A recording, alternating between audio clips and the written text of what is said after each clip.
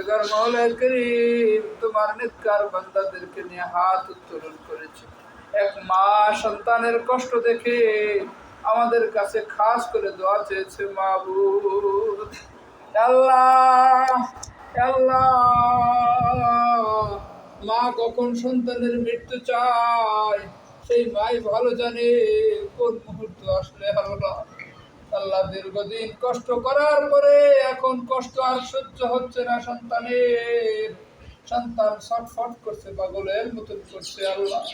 মা সহ্য হচ্ছে না আল্লাহ, আমাদের কাছে দোয়া চেয়েছে।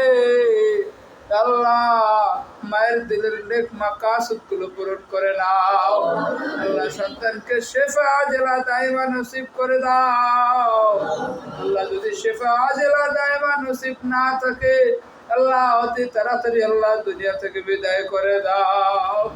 ইয়া পরওয়ারদিগার মাওলানা করিম তাকে কষ্ট মুক্ত করে আল্লাহ অতি তাড়াতাড়ি বিদায় করে দাও আল্লাহ। আজকের দোয়াকে